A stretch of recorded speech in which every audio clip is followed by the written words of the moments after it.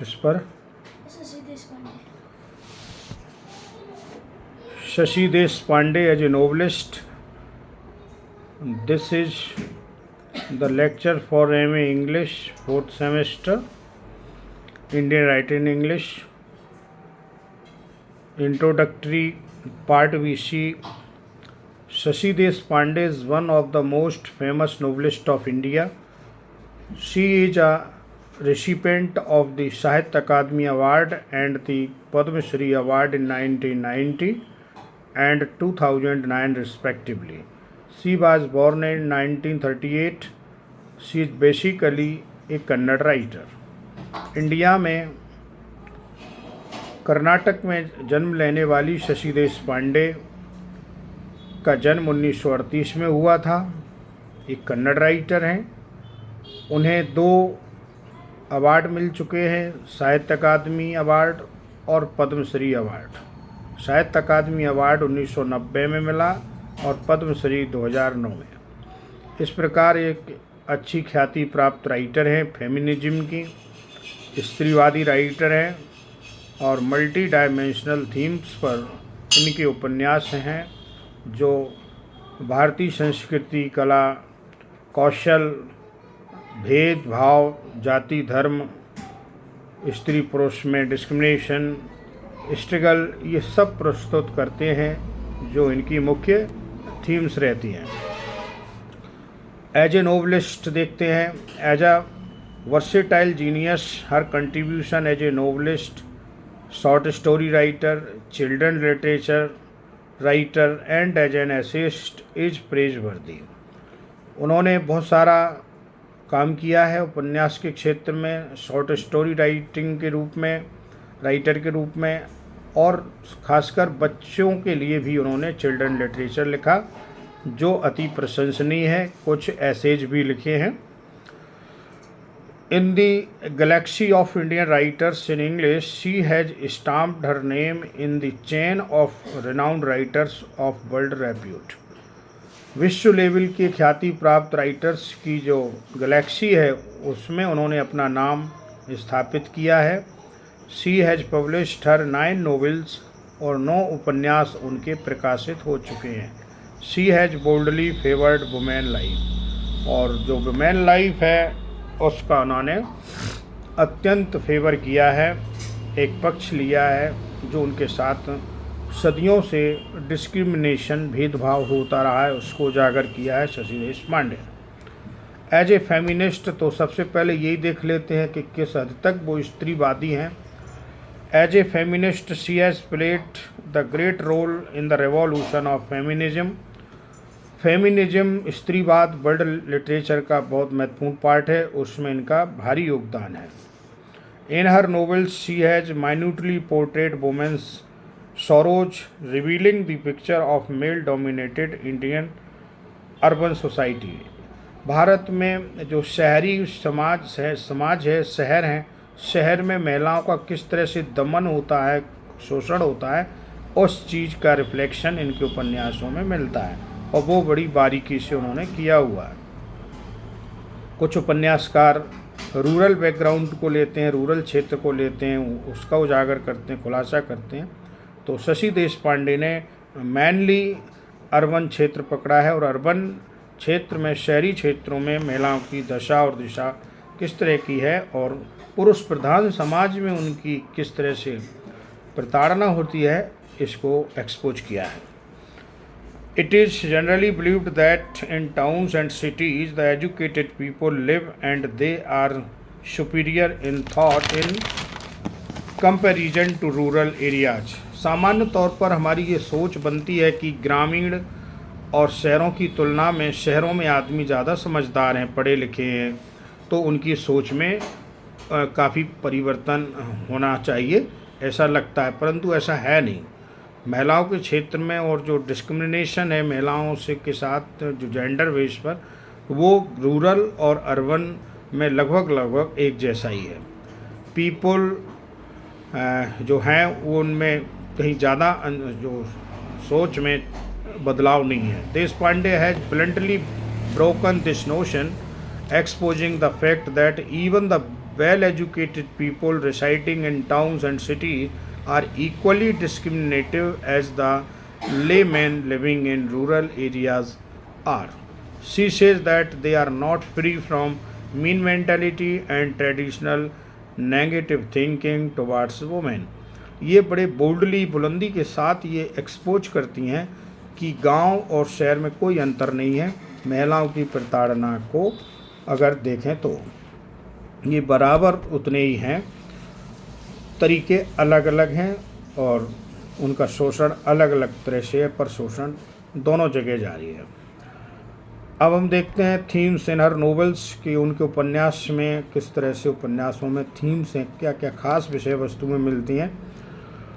In her novels the major themes are negligence, frustration, fear, divorce, rapes and other types of women's torturing।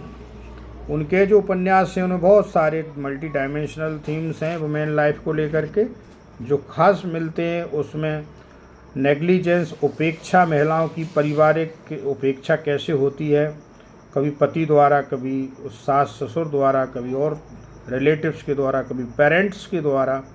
तो ये जो social negligence है ये दिखाया है अपने पात्रों के माध्यम से, किरदारों के माध्यम से, कैरेक्टर्स के माध्यम से। फ्रस्ट्रेशन, फियर, डर, भय, डिवोर्स, तलाक, rapes and other types of women's torturing, और अन्य सारी शारीरिक, मानसिक और इकोनॉमिक जो टॉर्चरिंग है ये दिखाई गई है।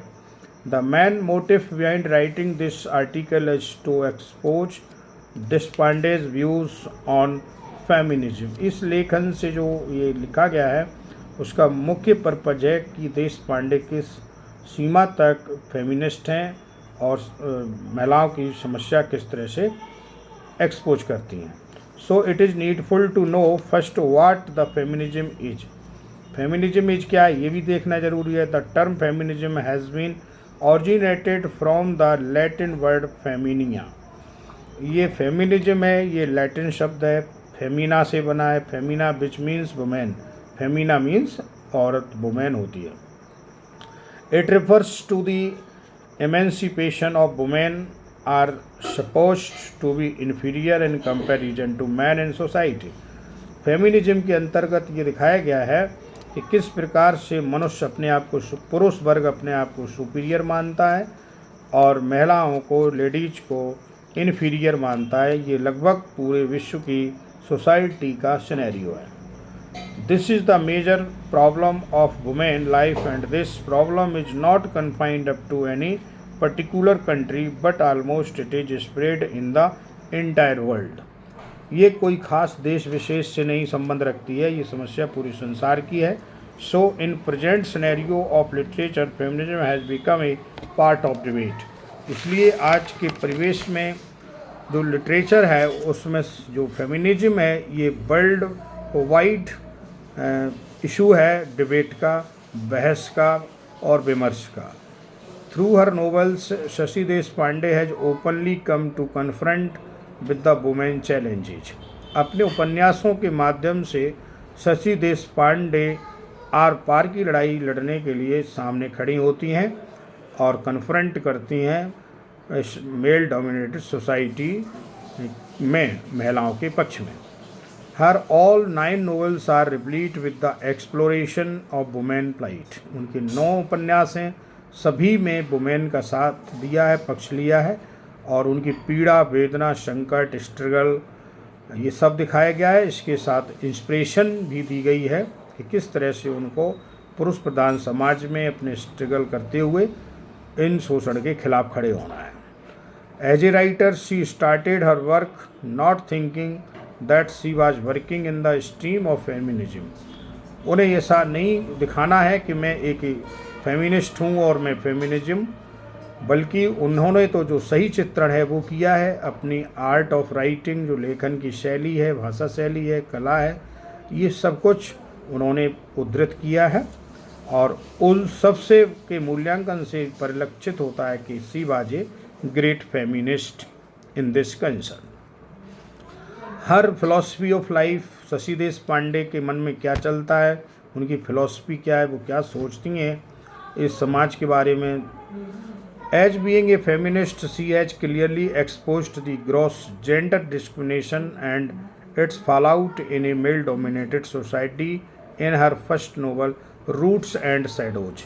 उनका जो पहला उपन्यास है रूट्स एंड शैडोज, इसमें उन्होंने जेंडर डिस्क्रिमिनेशन, जो लिंग भेद है स्त्री पुरुष का, लड़का लड़की में, ये किस तरह से समाज इसको करता है, ये दिखाया है उन्होंने।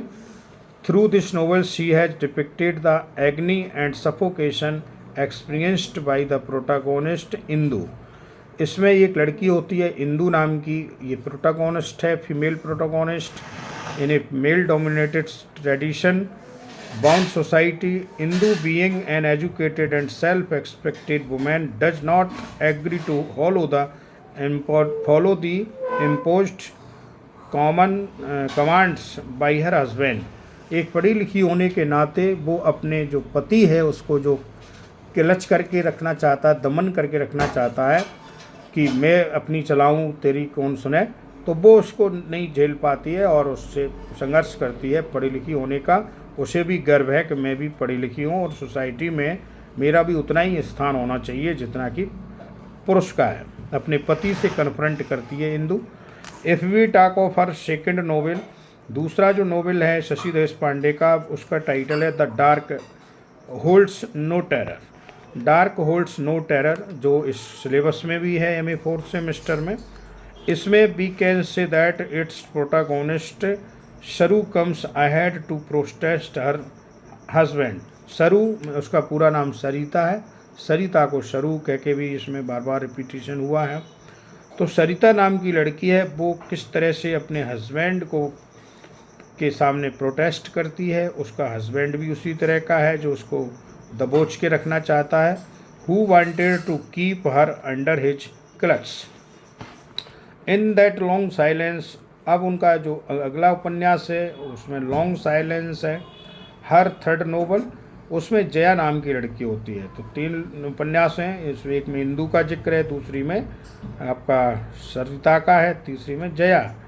जया है लॉन्ग साइलेंस में। The female protagonist has been shown feeling self guilt since she is unable to make justice with her self. ये जो जया है ये अपने आप में आत्मग्लानि से भरी हुई है। वो सोचती है कि मैं किस प्रकार एक लड़की होकर के और इस पुरुष प्रधान समाज में शोषण सहती हूँ और अच्छे ढंग से इनका मुकाबला नहीं कर पाती हूँ। उसका स्ट्रगल इसमें लॉन्ग साइलेंस में दिखाया गया है। लंबे समय तक चुप्पी साधना भी बेकार है। हमारी भारतीय लोक संस्कृति में कहा भी गया है कि अत का भला न बोलना, अत की भली न चुप, और अत का भला न बरसना, अत की भली न धुप। न तो अति का ज़्यादा बोलना भी अति होती है, वो भी ठीक नहीं है। अति चुप रहना भी ठीक नहीं है। अति का भला न चुप, अति का भला न बरसना, ज़्यादा बरसना भी, बारिश भी अच्छी नहीं होती। और अति की भली न धूप, और अति का भला धूप भी नहीं होता। तो इस प्रकार से लॉन्ग साइलेंस में जो टाइटल ही कहता है इसका, जो लंबे समय तक चुप्पी साधने वाला कोई करेक्टर रहा तो उसमें जया है। और जया ने लंबी जो चुप्पी साधी है उसको दुष्परिणाम झेलना पड़ता है। फिर वो संघर्ष करती है, फिर वो अपने आप को स्टेबल करती है और आत्मग्लानि से लबरेज हो जाती है कि मैं अच्छे ढंग से मुकाबला नहीं कर पा रही हूँ। Hence, it is to be told again that Shashi Deshpande is one of the great feminists among the contemporary writers of Indian writing in English. उसके समकालीन, शशि देशपांडे के समकालीन जितने भी नोवेलिस्ट थे, मैन वुमेन, उनमें उनका विशेष स्थान है। और not only in Indian writing in English, बल्कि वर्ल्ड लिटरेचर में भी उनका बहुत बड़ा अहम रोल है शशि देशपांडे का। और वर्ल्ड पर्सपेक्टिव्स में जो फेमिनिज्म की धारा बह रही है, स्ट्रीम ऑफ फेमिनिज्म, उसमें इनका अग्रणी पंक्ति में नाम आता है। कंक्लूजन के तौर पर क्या कहा जाए, थोड़ा सा इस पर भी देख लेते हैं। Undoubtedly Shashi Deshpande's novels are the milestone in the revolt of women against their exploitation. महिलाओं के शोषण के विरुद्ध में एक मील का पत्थर साबित हुई हैं शशि देशपांडे और उनके उपन्यास। We can agree with Sarla Palkar who rights. इसमें मैं सरला पालकर को कोट कर रहा हूँ, जिन्होंने लिखा है शशि देशपांडे के बारे में। The writer has tried to convey to the society that the need of time in this tradition phase is not a total revolt but a gradual change in the society for which everyone has to put some efforts to bridge the gap between the old and the new generation। सरला पालकर का ये कहना है कि ये जो writers होते हैं ये कोशिश में लगे हुए हैं सोसाइटी को कि ऐसा नहीं होना चाहिए, उचित होना चाहिए, और अपने माध्यम से जो जितना कह पाते हैं वो परंपराओं को ख़त्म करने में पर्याप्त नहीं है। नॉट टोटल रिवोल्ट, ये टोटल रिवोल्ट नहीं है बल्कि बट ए ग्रेजुअल चेंज, ये सनय चेंज है, सनय चेंज है, धीमी गति से चेंज हो रहा है क्योंकि लोग अपने हिस्से का काम नहीं करते। इस दिशा में बहुत सारे लोगों को काम करना चाहिए, चाहे वो राइटर हों या नहीं हों। In the society for which everyone has to put some efforts, हर एक को अपने प्रयास करना चाहिए, चाहे वो लिटरेचर के लोग नहीं हों या हों, क्योंकि समाज लोगों का है और लोगों में बुराइयां हैं, लोगों में ये डिस्क्रिमिनेशन है, जिसमें हर पहलू पर लोगों को आगे आना चाहिए। टू ब्रिज द गैप, ताकि ये जो गैप है उसके आप ब्रिज बन सकें, सेतु बन सकें। जो डिस्क्रिमिनेशन है मैन एंड वुमेन में, उसको पाटने के लिए एक ब्रिज की ज़रूरत है। The old and the new generation, और ओल्ड और न्यू जनरेशन को मिल करके इस दिशा में काम करना चाहिए, आगे आना चाहिए। So this is the conclusion. So go through this, study deeply, and this exam oriented question completes here. Thank you very much. Have a nice day.